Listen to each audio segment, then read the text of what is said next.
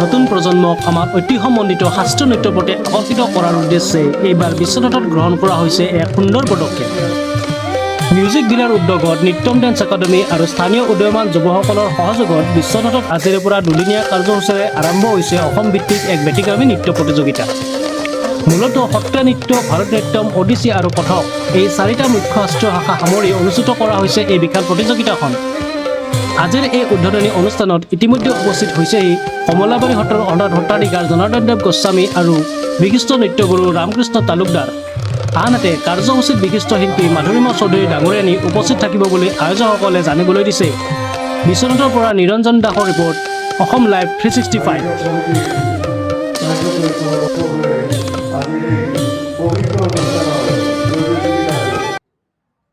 আজি এই মহান কাৰ্যসূচী দুদিনীয়াকৈ ৰূপায়িত হ'ব। মই আশা কৰোঁ এই প্ৰতিযোগিতাৰ মাধ্যমেৰে নতুন প্ৰজন্মক এক দেশ নিদৰ্শন দিয়া, প্ৰেৰণা দিয়া এক আশাৰে উদ্যোক্তা সমিতিয়ে ইয়াৰ হয়, মিউজিক ভিলাৰ উদ্যোগত নিত্যম ডান্স একাডেমীৰ সহযোগত আমাৰ বিশ্বনাথৰ বিভিন্ন উদীয়মান যুৱকৰ সহযোগত আমি অসম ভিত্তিক শাস্ত্ৰীয় নৃত্য প্ৰতিযোগিতা আৰম্ভ কৰিছোঁ দুদিনীয়াকৈ, আজি আৰু অহাকালিলৈ। আৰু আমাৰ প্ৰতিযোগিতাত হ'ব আমাৰ সত্ৰীয়া নৃত্য, ভাৰতনাট্যম, ওডিচী আৰু কথক এই চাৰিটা নৃত্যৰ ওপৰত আমি দুটা শাখাত অনুষ্ঠিত কৰিছোঁ।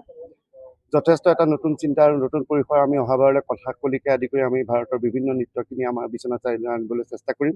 আৰু আমাৰ মাজত উপস্থিত হৈছে এই শ্ৰী শ্ৰী উত্তৰা কমলাবাৰী সত্ৰৰ স্বনামধন্য সত্ৰাধিকাৰ জনাৰ্দন গোস্বামী প্ৰভু, আমাৰ ৰামকৃষ্ণ তালুকদাৰ ছাৰ, মাধুৰিমা চৌধুৰী বাইদেৱে আমাৰ মাজত অহাকালিলৈ উপস্থিত হ'ম বুলি কৈছে।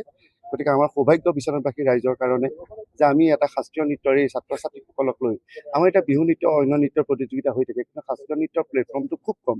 গুৱাহাটী কলাক্ষেত্ৰত এনেকুৱা ধৰণৰ আয়োজন হয়, মাধৱদেৱ কলাক্ষেত্ৰত আয়োজন হয়, কিন্তু অন্যান্য অনুষ্ঠানত আয়োজন নোহোৱাৰ কাৰণে সেই শিল্পীসকল পিছ পৰি থাকিবলগীয়া হয় বা শিকাৰ প্ৰতি যিটো ধাউতি বা আগ্ৰহ, সেই আগ্ৰহটো কমি যায়। গতিকে আমি মিউজিক ভিলাৰ দ্বাৰা আমাৰ উদীয়মান যুৱকসকলৰ দ্বাৰা এটা নতুন চিন্তা কৰি আমি এই অনুষ্ঠানটো আয়োজন কৰিছোঁ। আশা কৰোঁ এই শাস্ত্ৰীয় নৃত্যৰ শিল্পীসকল এইবিলাক অনুষ্ঠানৰ দ্বাৰা, এনেধৰণৰ অনুষ্ঠানৰ দ্বাৰা উপকৃত হ'ব। দুদিনীয়া কাৰ্যসূচী।